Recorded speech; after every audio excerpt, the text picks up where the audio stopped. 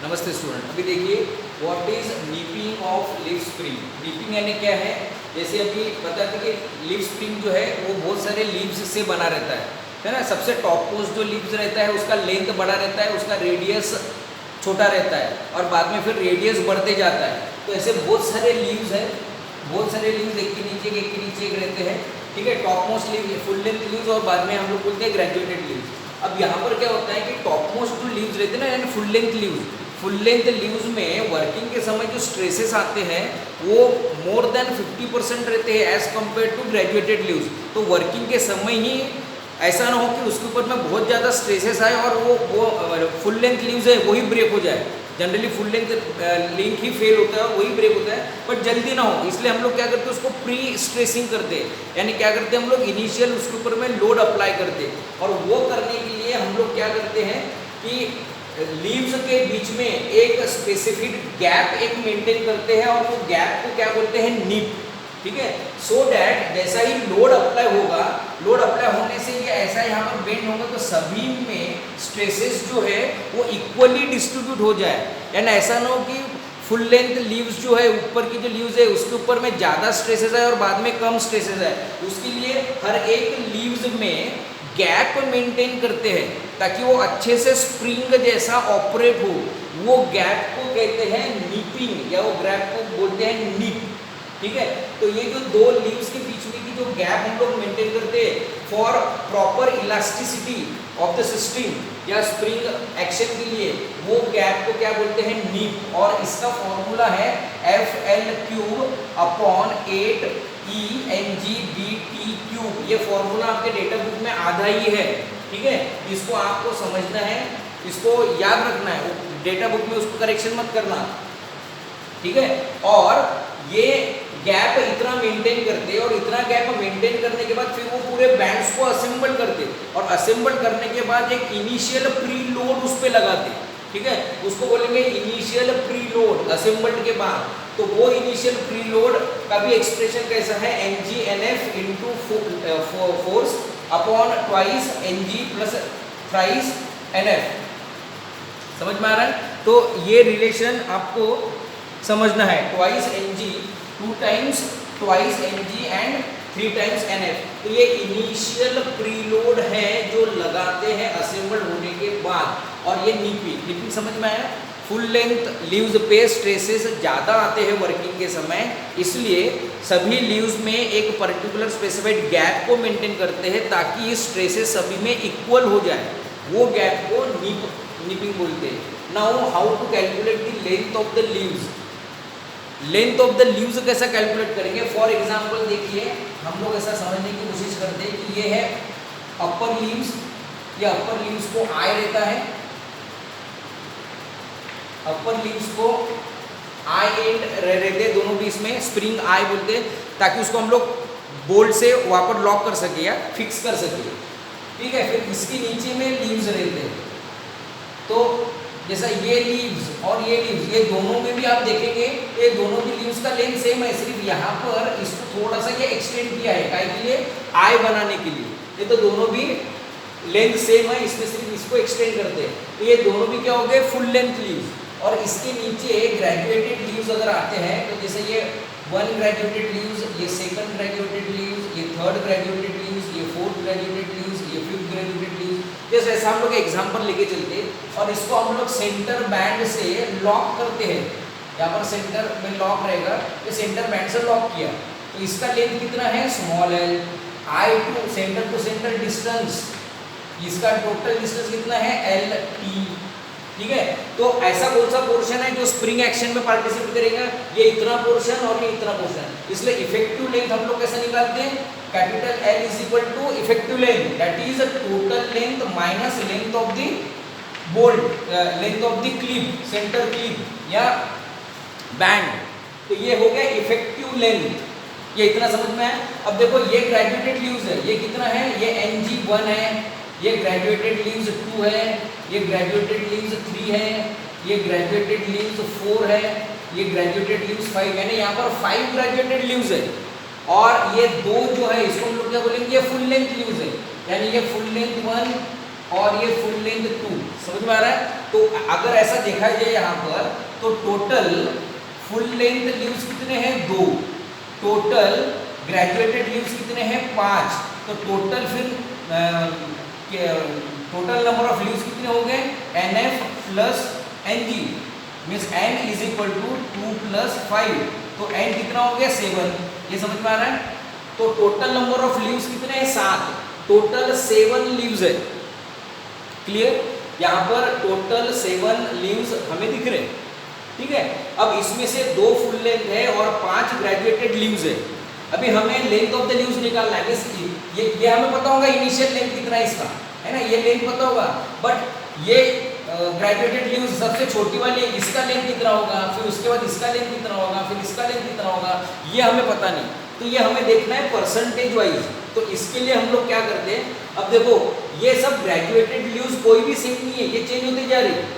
ये सबसे छोटा है, फिर इससे बड़ा, और ये लेंथ बढ़ते जा रहा है, या लेंथ ऐसा यहाँ से डिक्रीज होते जा रहा है। बट फुल लेंथ लीव्स में आप देखो, फुल लेंथ लीव्स ये दोनों भी यहाँ तक सेम है, सिर्फ इधर आई सेक्शन बढ़ गया है और इधर सिर्फ आई सेक्शन बढ़ गया। वो हम लोग उसका सरकमफेरेंस निकाल के ऐड कर सकते हैं। इसका सरकमफेरेंस अगर निकाल लेंगे हम लोग, है ना, पाई डी, इसका सरकमफेरेंस अगर निकाल देंगे और ऐड कर लेंगे तो फुल लेंथ लीव्स, ये आई सेक्शन का लेंथ हम लोग निकाल सकते हैं, आई पोर्शन वाला। समझ में आ रहा है? मैं कहने का मीनिंग ये है कि सभी ग्रेजुएटेड लीव्स की लेंथ डिक्रीज या इंक्रीज होती जा रही है, बट फुल लेंथ ये दोनों भी सेम है। सिर्फ मास्टर लीव जिसको बोलते हैं हम लोग, इसको सिर्फ ये पाई डी अगर यहाँ से ऐड कर दिया, पाई डी यहाँ से ऐड कर दिया सरकमफेरेंस, तो ये दोनों की भी सेम रहेंगी। तो इसका लेंथ में सिर्फ ये ऐड करना है, फिर फुल लेंथ लीव्स 3 रहे या 4 रहे, ठीक है, तो इतना सिर्फ इसमें ऐड करना है। तो फुल लेंथ लीव्स का लेंथ कितना है? एक ही रहेगा। जैसा ग्रेजुएटेड लीव्स की लेंथ चेंज होती जाती है, बट फुल लेंथ लीव्स का लेंथ क्या एक ही रहता है। फुल लेंथ लीव्स 2 रहे 3 रहे, बट उसका लेंथ एक ही रहेगा। मास्टर लीव में सिर्फ दोनों की तरफ सरकमफेरेंस हम लोग ऐड करते हैं। समझ में आ रहा है? तो फुल लेंथ लीव्स का लेंथ एक ही रहता है, इसलिए हम लोग NF को एक ही मान लेते, मान के चलो एक ही है। तो फिर NF अगर एक कर लिया हम लोग यहाँ पर, तो यहाँ पर फॉर्मूला देखो क्या होगा, N is equal to NF plus NG होगा। तो NF को अगर मान के चलो एक ही मान लेते हम लोग, तो N is equal to 1 plus NG। तो इसमें से NG कितना निकलेगा? ये NG का वैल्यू निकलेगा N माइनस 1, ये आपको समझना है। NG कितना निकलेगा? N माइनस 1, ठीक है, यानी NG 5 है, यहाँ पर NG 5 है और टोटल नंबर कितने हैं? 7 है। तो फिर NG कितना हो गया? वैसा देखा जाए तो NG 5 ही है, बट इसके रिलेटेड अगर देखा जाए तो NG कितना हो जाएगा? 7 माइनस 1, तो NG इज इक्वल टू 6। अब ये आपको कंफ्यूजन कर सकता है, NG तो 5 ही लिया, पर हम लोगों ने 6 क्यों लिया? ये NG जो 6 है उसमें से ये 5 है, 1 2 3 4 5, और एक जो NG यहाँ पर आया है वो काउंट में, एक्चुअल में वो फुल लेंथ है, वो सबसे लार्जेस्ट रहेगा, सबसे लेंथ उसका ज़्यादा रहेगा, और उसी में फिर हम लोग आई सेक्शन का, मास्टर एंड का ये आई ऐड कर देंगे। समझ में आ रहा है? तो हमें क्या करना है, NG 6 समझ कर ही निकालना है। तो ये सबसे छोटी रहेंगी, फिर ये सबसे उससे बड़ी रहेंगी, ये उससे बड़ी रहेंगी, ये उससे बड़ी रहेंगी, ये इससे बड़ी रहेंगी। ये एक्चुअल में NG नहीं है, ये फुल लेंथ है, बट हम लोगों ने -1 करके यहाँ पर अज्यूम किया है। समझ में आ रहा है? तो इसलिए यहाँ पर NG 6 करके हम लोग निकालेंगे। इसका मतलब ये नहीं कि NG 6 है, NG 5 ही है। ये इसमें से 5 NG है, और एक जो रहेंगी वो सबसे उसकी लेंथ ज़्यादा रहेंगी, तो वो एक्चुअली में अपने लिए फुल लेंथ है, क्योंकि फुल लेंथ जितने भी देखो उसका लेंथ एक ही रहेगा, इसलिए ये N-1 इतना हम लोग कंसिडर करते हैं। अब यहाँ पर इसका फॉर्मूला अगर आप देखेंगे तो फॉर्मूला देखो क्या आता है, NG लेंथ का फॉर्मूला जो है वो क्या फॉर्मूला आता है, effective length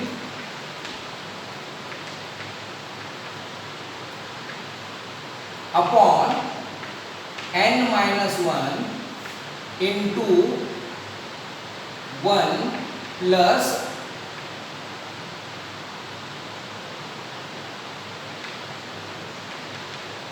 centre clip length, तभी तो टोटल लेंथ आएगा ना।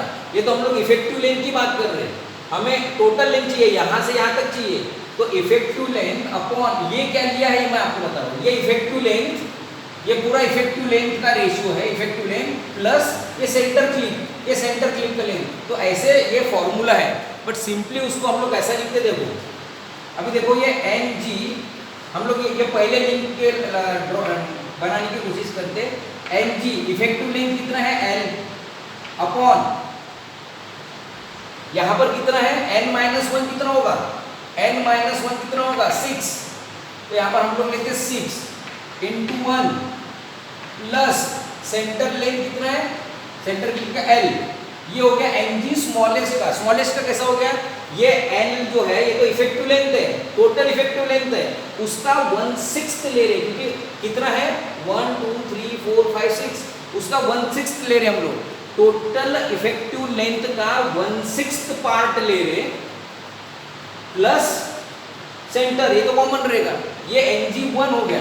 अभी जैसा Ng2 लेंगे तो Ng2 यानी इसका लेंथ चाहिए अभी, तो इसका लेंथ आप कैसा निकालोगे, इसका लेंथ अगर आपको निकालना है तो इसका लेंथ कैसे लेंगे, इफेक्टिव लेंथ L, ये क्या है n-1, ये तो 6 से आएगा, इनटू यहां पर क्या हो जाता है 2, यानी ये सेकंड की बात कर रहे हैं हम लोग, तो सेकंड क्यों, क्योंकि ये 1/6 लेंथ है, तो ये 2/6 लेंथ होगा, 6 में से ये 2/6 लेंथ है प्लस सेंटर क्लिप का लेंथ, समझ में आ रहा है। सिमिलरली इसे Ng3 करेंगे, ये थर्ड का लेंथ, Ng3 अगर करेंगे तो इफेक्टिव लेंथ अपॉन ये तो 6 रहेगा, क्योंकि हमेशा n-1 देगा और ये बढ़ते जाएगा, इनटू यहां पर 3 करेंगे तो ये 3/6 है, यानी ये 6 में से थर्ड की बात कर रहे हैं, तो ये रेशियो आ रहा है 3/6 प्लस L। अभी Ng4 करेंगे तो क्या आएगा L/6 इंटू 4 प्लस L, यानी 4/6 रेशियो है L का। सिमिलरली Ng5 अगर करेंगे तो L/6 इंटू 5 प्लस L, तो 5/6 रेशियो है इसका, समझ में आ रहा है। वैसा ही लास्ट करेंगे Ng6 यानी Ng तो 5 है, तो 5 तक तो हो ही गया, Ng6 यानी हमारे लिए क्या है फुल लेंथ, Ng6 अगर करेंगे तो L/6 इंटू यहाँ पे 6 आएगा, तो 6/6 इसका रेशियो क्या आ जाएगा 6/6 यानी 1, तो ये कट गया, तो टोटल Ng6 यानी फुल लेंथ ही आएगा L प्लस L, ये फुल लेंथ ही आएगा यहाँ पर, समझ में आ रहा है। तो इस वे से हम लोग इसको लेंथ फाइंड आउट करने की कोशिश करते हैं। एक बार अगर ये नहीं समझ में आता एक बार हम लोग फिर से उसको समझने की कोशिश करेंगे। धन्यवाद।